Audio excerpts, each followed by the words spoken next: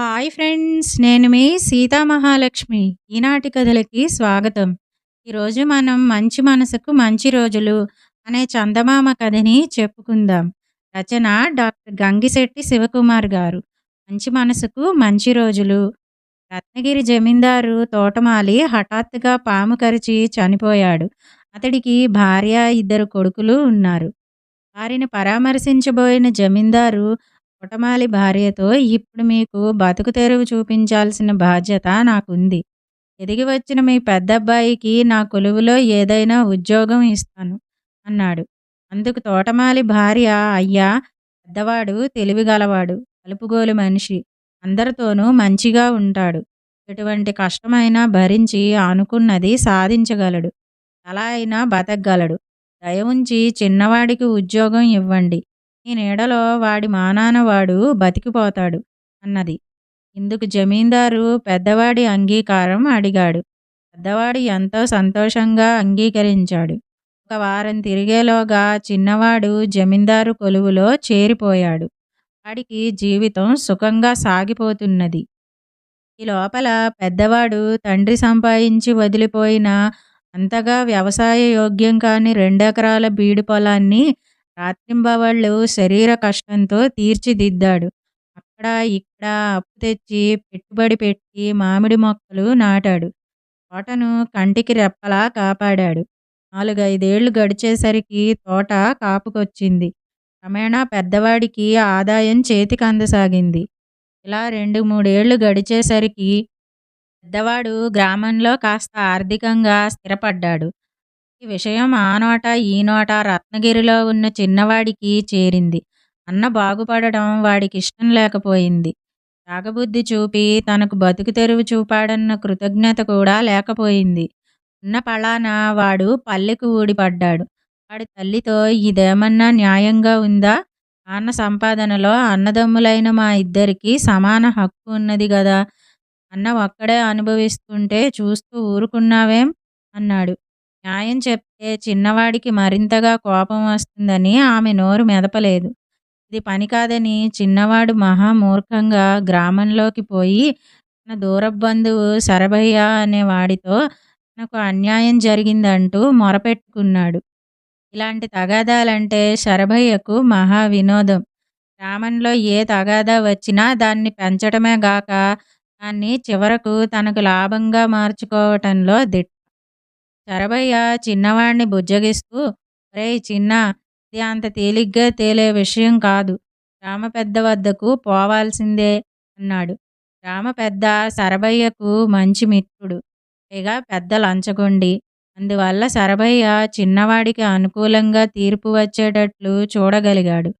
తన భాగానికి వచ్చిన ఎకరా మామిడి తోటను ఏం చేయాలా అని చిన్నవాడు ఆలోచిస్తుంటే, శరభయ్య, తోట సంగతి నేను చూస్తాలే, ఆ విచారం నీకు వద్దు, ఏడాది చివర వచ్చిన ఆదాయాన్ని ఇద్దరం చెరిసగం పంచుకుందాం అన్నాడు. చిన్నవాడు సంతోషంగా తోట బాధ్యతను శరభయ్యకు అప్పగించి మర్నాడే తిరిగి రత్నగిరి చేరుకున్నాడు. శరభయ్య గ్రామ పెద్దల వల్ల జరుగుతున్న కుట్ర అంతా గమనిస్తున్న చిన్నవాడి తల్లి ఇక సహించలేక పెద్ద కొడుకును వెంటబెట్టుకుని రత్నగిరి వెళ్ళి శరభయ్యను గురించి, గ్రామ పెద్దను గురించి జమీందారుకు ఫిర్యాదు చేసింది. జమీందారు శరభయ్యను, గ్రామ పెద్దను తన కొలువుకు రప్పించి నయానా భయానా వాళ్ల నుంచి మొత్తం విషయం రాబట్టాడు. జరిగిందంతా విన్న జమీందారుకు చిన్నవాడి మీద ఎక్కడలేని కోపం ముంచుకొచ్చింది. ఆయన చిన్నవాడితో, ఓరి కృతజ్ఞుడా, మేలు చేసిన వాడికి కీడు చేసే నువ్వు ఎలా సుఖంగా బతకగలవు? దొంగిలించిన సొత్తు అనుభవానికి రాదు అని పెద్దలంటారు. అది నీకు జరిగి తీరుతుంది. కృతజ్ఞత లేనివాడు హంతకుడి కంటే, దొంగ కంటే నీచుడని ఆర్యోక్తి. నీలాంటి వాడు నా కొలువులో ఉండటం నాకు సిగ్గుచేటు. అందువల్ల నిన్ను నా కొలువులోంచి తొలగిస్తున్నాను. పోయి తండ్రి ఆస్తిలో వచ్చిన నీ వాటా ఎకరం మామిడి తోటతోనే నువ్వు బతుకు అని ఆజ్ఞాపించాడు. ఆ తర్వాత జమీందారు గ్రామంలో తప్పుడు వ్యవహారాలు నడుపుతున్నందుకు గ్రామ పెద్దను, శరభయ్యను గట్టిగా చీవాట్లు పెట్టి వాళ్లకు పెద్ద మొత్తాన్ని జరిమానాగా విధించాడు. జమీందారు అంతటితో ఊరుకోక పెద్దవాడితో, మిగిలిన ఎకరం తోట నీ కష్టార్జితం. అంతేకాదు, నీలోని స్వార్థరహితమైన ఉపకార బుద్ధిని ప్రశంసిస్తూ ఈనాటి నుంచి నిన్ను గ్రామ పెద్దగా నియమిస్తున్నాను అని అప్పటికప్పుడు దివాని చేత అందుకు అవసరమైన పత్రాలు రాయించి ఏర్పాట్లు చేసి పెద్దవాడిని నియమించాడు. ఈ విధంగా మంచి మనసు గల అన్నకు మంచి రోజులు ప్రాప్తించాయి.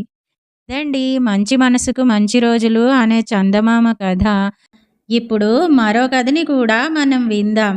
కలిసి వచ్చిన ఆస్తి అనే కథ. రచన శ్రీ కోనే నాగవెంకట ఆంజనేయులు గారు. కలిసి వచ్చిన ఆస్తి. ఏలాపురిలో దుర్గమ్మ సంపన్నురాలు. భర్త పోయిన ఒక్కగానొక్క కొడుకు రఘునాథుణ్ణి అల్లారు ముద్దుగా పెంచి పెద్ద చేసింది. దుర్గమ్మ రఘునాథుడికి పెళ్లి ప్రయత్నాలు మొదలుపెట్టింది.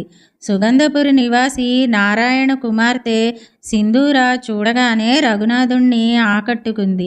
అందం, అణకువ సింధూరకు పెట్టని ఆభరణాలు. అయితే నారాయణ పెద్ద ఆస్తిపరుడు కాదు. కట్నకానుకలేవీ ఇచ్చుకోలేడు. దండిగా కట్నకానుకలు తీసుకురాలేని ఈ సంబంధం దుర్గమ్మకు సుతరాము నచ్చలేదు.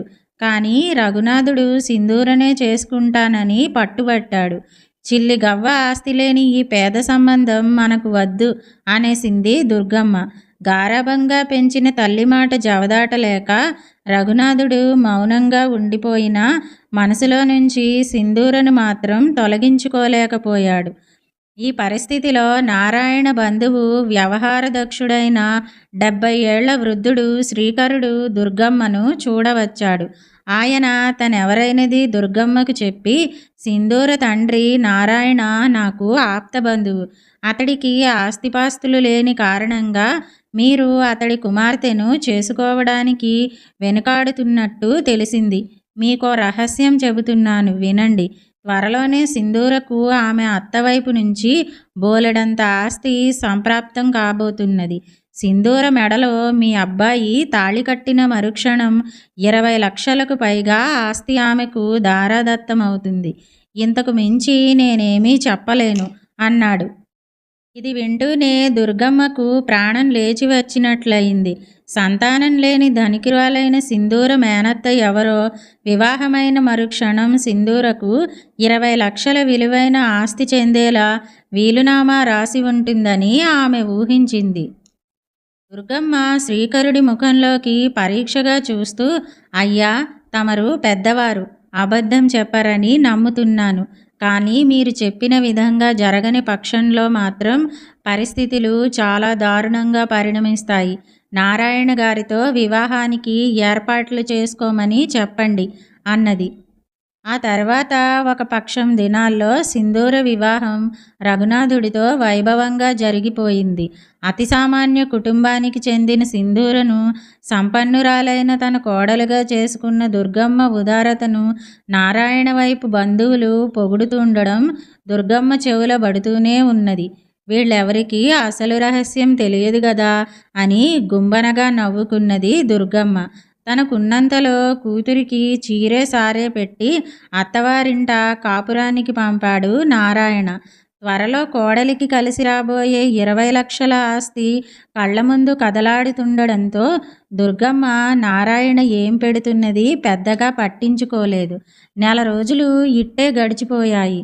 సింధూరకు మేనత్త వీలునామా ద్వారా ఇచ్చిపోయిన ఆస్తి ఎంతకు రాకపోవడంతో దుర్గమ్మ శ్రీకరుడి కోసం సుగంధపురికి కబురు చేసింది. ఆయన వస్తూనే దుర్గమ్మ, నా కొడుకు సింధూర మెడలో తాళి కట్టిన మరుక్షణం ఆమె మేనత్త తరపు ఆస్తి వస్తుందని చెప్పావు. దాని మాట ఏమిటి అని అడిగింది. దానికి శ్రీకరుడు మందహాసం చేసి, అమ్మా దుర్గమ్మ గారు, కోడలవగానే సింధూరకు అత్తగారైన నీ నుంచి 20 లక్షల పైచిలుకు ఆస్తి కలిసొచ్చిందని నీవింకా గ్రహించలేదా?